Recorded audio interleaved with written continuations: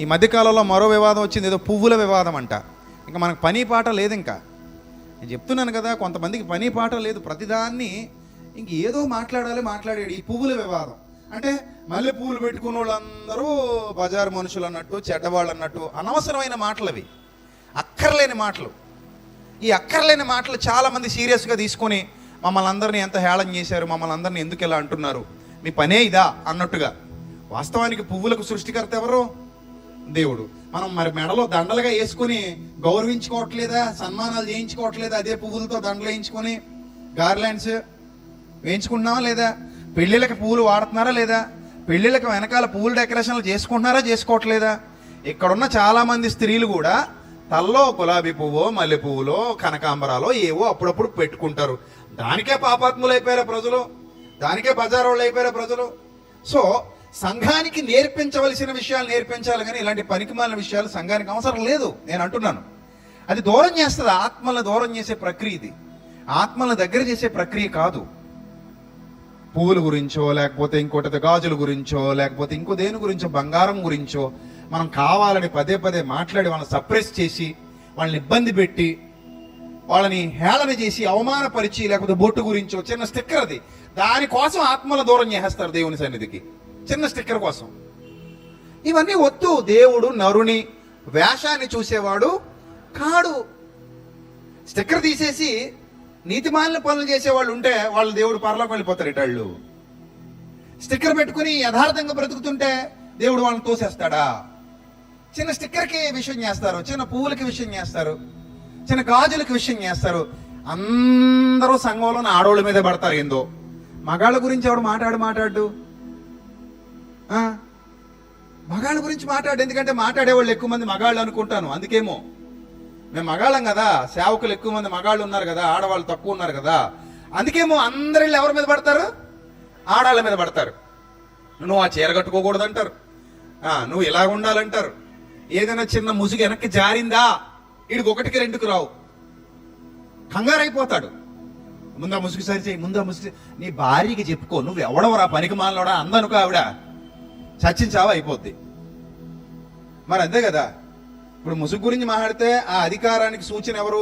ఆమె భర్తకు అధికారం ఇస్తోంది కనుక ఆ ముసుగు గురించి ఆ భార్య భర్తలు ఇద్దరు డిస్కస్ చేసుకోవాలి. నువ్వు ఎవడు అసలు? నీకేంటి సంబంధం? ఆమె ముసుగేసుకోకపోతే నువ్వెవడు అడగడానికి? నీకు అధికారం లేదు. అధికారం ఎవరికి ఉంటుంది ముసుగు గురించి? భర్తకు ఉంటుంది, అంతే కదా. అందుకే మనం చెప్పాను కదా, పెళ్లి కాని స్త్రీలకు అధికారం లేదు, ముసుగు అధికారం లేదు పెళ్లి కాని స్త్రీలకి. ఎందుకంటే వాళ్ళకి ఇంకా అధికారం ఎవరికి అప్పగించలేదు. నువ్వు నా యజమానుడివి అని ఇంకా వాళ్ళు ఒప్పుకోలేదు.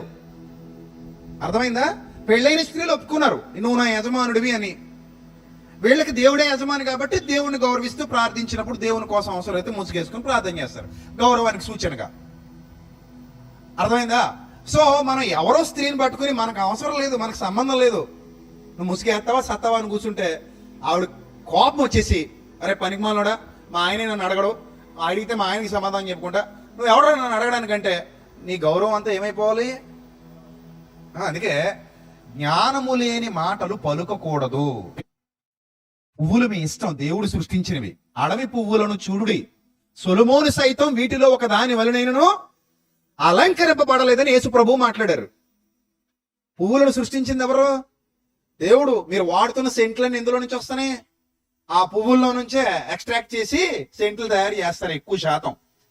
సో ఆడవాళ్ళకి ఇష్టం పువ్వులు పెట్టుకొని నీకేంటి పోయే కాలం? అది పాపమేం కాదే. పాపం అనే బైబిల్లో ఉందా? లేదు. వాళ్ళ ఇష్టం అది. అది కూడా బలవంతం కాదు. కొంతమందికి ఇష్టం లేదు, తీసేయి, అది కూడా నీ ఇష్టమే. ఇష్టం లేదా? పెట్టుకోకు. ఇష్టమా? పెట్టుకో. దాన్ని కూడా ఇష్యూ చేసి చూపించి ఒక వర్గం మొత్తాన్ని దేవునికి దూరం చేయడం సాతాను ఆలోచన విధానం. అది దేవుని సంబంధమైన ఆలోచన విధానం కాదండి. చిన్న విషయం ఏమన్నా ఆత్మల రక్షణ ముఖ్యమా? ఇలాంటి చిల్లర విషయాలు ముఖ్యమా? కదా. ఆత్మల రక్షణ ముఖ్యం, ఈ చిల్లర విషయాలు ఏంటండి? ఒకడు వస్తాడు నువ్వు మెడలో చైన్ వేసుకోకూడదు అంటాడు, ఒకడు వస్తాడు నువ్వు చెవులీలు పెట్టుకోకూడదు అంటాడు, ఒకడు వస్తాడు నువ్వు తల జడేయకూడదమ్మా, మరి ఏం చేయాలి, అలా సింపుల్ చుట్టూ వదిలేసుకోవాలా?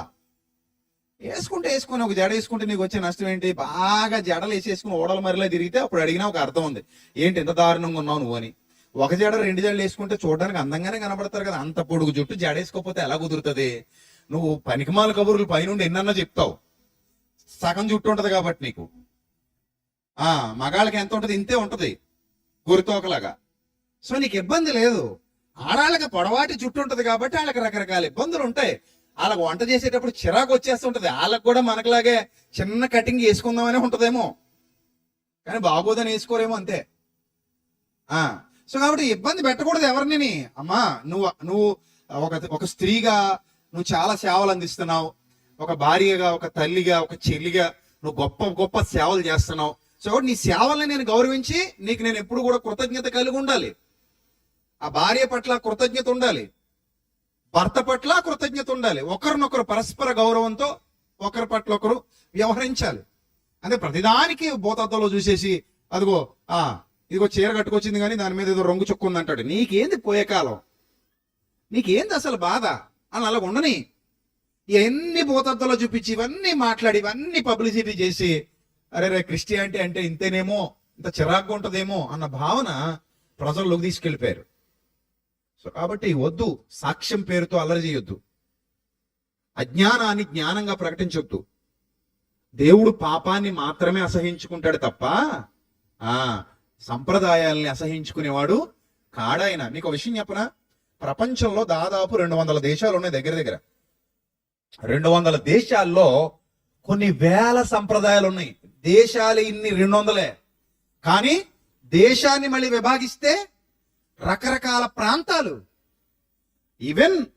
ఈవెన్ ఒక్క మన ఆంధ్ర రాష్ట్రంలోనే ఎన్ని ప్రాంతాలు ఉన్నాయి, ఎన్ని జోన్స్ ఉన్నాయి. అన్ని ప్రాంతాల్లో రకరకాల సంప్రదాయాలు ఉన్నాయి. ప్రాంతం నుంచి ప్రాంతానికి వెళ్ళేసరికి సంప్రదాయాలు ఏమైపోతాయి? మారిపోతాయి. ఇంకా ఒక ఆశ్చర్యకరమైన విషయం ఏంటంటే, గ్రామాల్లోకి వెళ్ళిపోయామనుకోండి, పేటలుగా గ్రామం ఏమైపోయి ఉంటుంది? విడిపోయి ఉంటుంది. గ్రామాలు సాధారణంగా కులాల పేరుతో విడిపోయినట్టు ఉంటాయి మన గ్రామాలు. ఈ ప్లేస్ అంతా ఒక కులవాడు ఆక్యుపై చేస్తాడు, మరో ప్లేస్ మరో కులవాడు ఆక్యుపై చేస్తాడు. సిటీలకు మళ్ళీ ఆ కల్చర్ లేదు, కానీ పల్లె ప్రాంతాలకు ఆ కల్చర్ ఉంది. ఈ కల్చర్ లో ఈ పేటలో ఉన్న సంప్రదాయాలు ఈ పేటలో ఉండవు, ఈ పేటలో ఉన్న ఆచారాలు ఆ పేటలో ఉండవు. అంటే ఈ పేటల వారీగా విభాగం జరిగేసరికే సంప్రదాయాలు, ఆచారాలు ఏమైపోతున్నాయి? మారిపోతున్నాయి, కట్టుబాట్లు మారిపోతున్నాయి. అంతెందుకు, మీ పెళ్లి కట్టుబాట్లు ఒకలా ఉంటాయి, మీ పక్కింటోడి పెళ్లి కట్టుబాట్లు మరోలాగా ఉంటాయి. ఇది మా ఆచారం అండి అంటారు, ఇది మా సంప్రదాయం అండి అంటారు. ఇవన్నీ దేవుడు పరిగణనలోకి తీసుకోడు.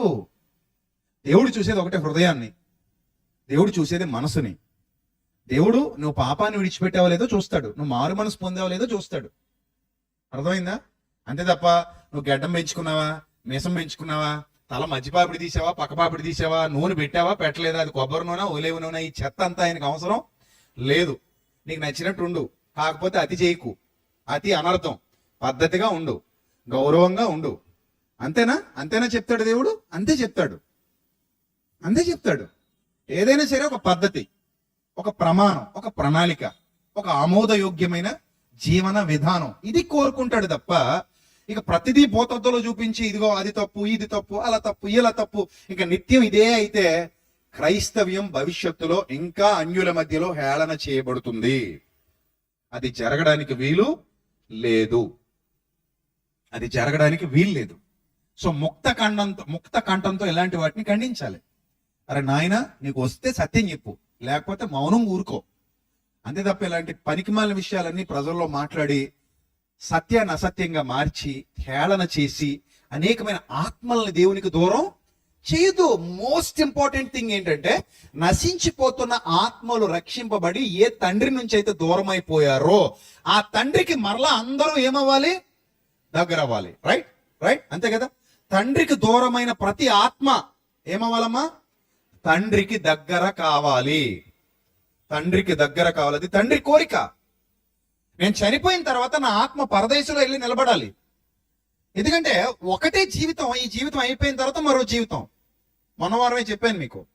సో ఇక్కడ నుంచి పరదేశికి వెళ్ళాలి అంటే నా జీవితం ఆయనకి నచ్చినట్టుగా ఉండాలి, ఆయనకి నచ్చినట్టుగా మారాలి.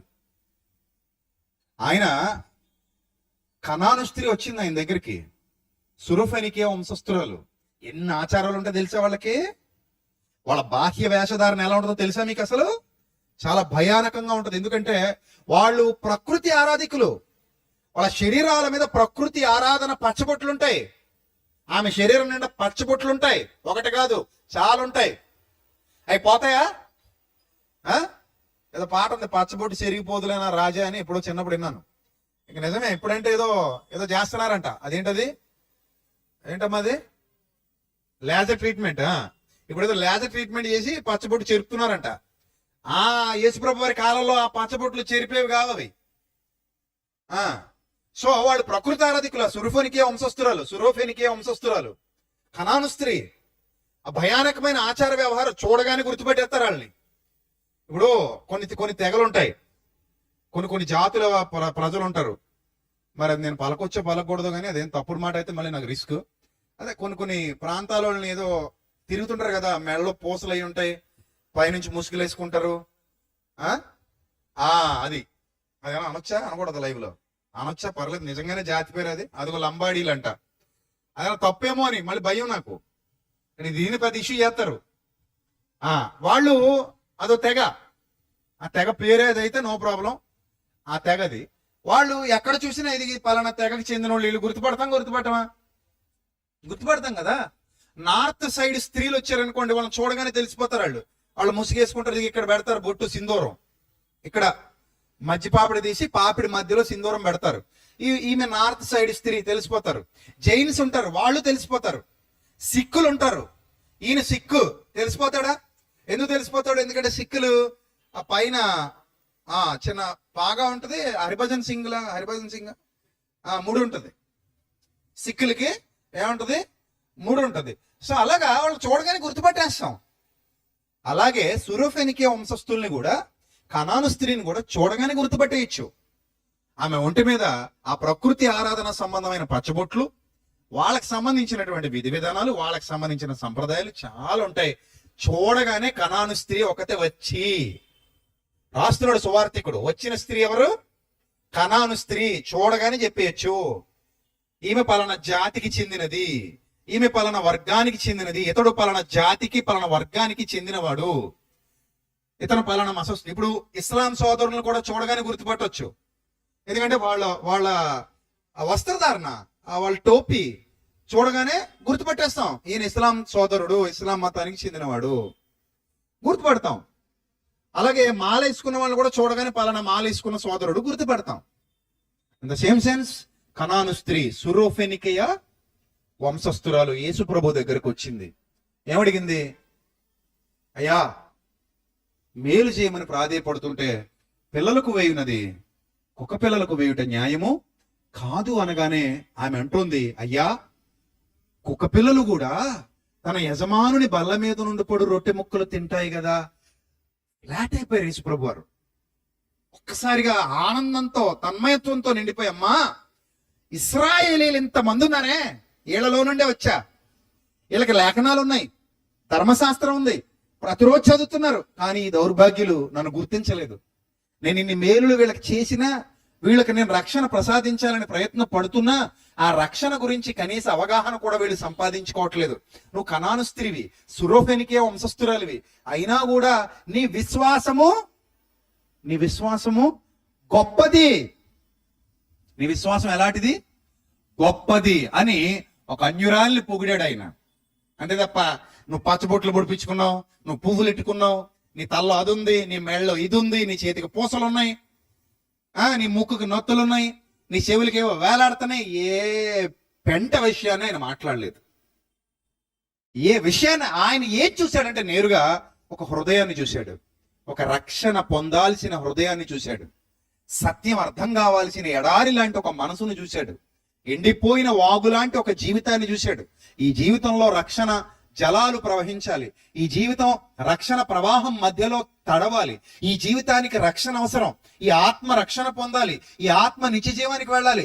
ఆమె ఒంటి మీద పచ్చబొట్లా చెరగో, అవి తీయడం ఎవరి వల్ల కాదు. ఆమె సంప్రదాయాలు మార్చడానికి యేసుప్రభు రాలేదు. కనాను స్త్రీ సంప్రదాయాలు మార్చడం యేసుప్రభు పని కాదు.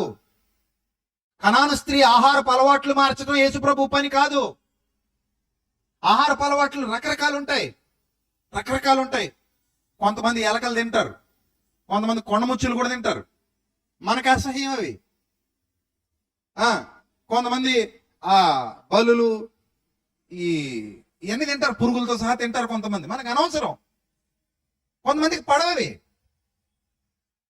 కొంతమంది నువ్వు తినే చికెన్ కూడా అసహించుకుంటారు తెలుసా. మన చుట్టూతో ఉంటారు. నువ్వు తినే చికెన్ కూడా వాళ్ళకి ఎలా ఉంటది, చిల్లు కోడి కోసి తినేస్తారండి బాబు దరిద్రం అంటారు. అంటే వాళ్ళు తినరు కాబట్టి నువ్వు తినే కోడళ్ళకి అసహ్యం. నువ్వేమో లొట్టలేసుకు పీకి పీకి తింటావు. వాళ్ళు నిన్ను చూసినప్పుడు అంటారు. ఎందుకు? నీ కోడికే, వాళ్ళ కప్పకే నువ్వు అసహించుకుని అంటావు. వాళ్ళ కప్పకి, వాళ్ళ చుంచికి, వాళ్ళ ఎలక్కి నీకు వాంతులు వస్తాయి. నీ కోడికి కూడా వాంతులు వచ్చేవాళ్ళు ఉన్నారంటే నువ్వు ఒప్పుకుంటా ఒప్పుకోవా? ఒప్పుకోవాలి చచ్చినట్టు. నీ కోడికి, నీ మేకకి, నీ గొర్రెకి, నీ రొయ్యకి, నీ చేపకి, ఇంకేమున్నాయి, నీ పీతకి, ఇంకేమున్నాయి, బోలుడు ఉంటాయి. నీ లెక్కని ఇది, వాళ్ళ లెక్క వాళ్ళది, ఎవడ లెక్క వాడిది. దేవుడు అవన్నీ మార్చాలని అనుకోలేదమ్మా. ఆయనకి ఎందుకమ్మా అవన్నీ? నీ ఆహారపు అలవాట్లు మార్చడం దేవుని పని కాదమ్మా. ఆయనకి ఆ పని లేదు. నీ వస్త్రధారణ, వేషధారణ మార్చడాయన. అందుకే అన్నాడు మారు వేషము అనలేదు ఆయన. ఏమన్నాడు ఆయన? మారు వేషము అన్నాడా, మారు మనసు అన్నాడా, మారు పేరు అన్నాడా, మారు మనసు అన్నాడా?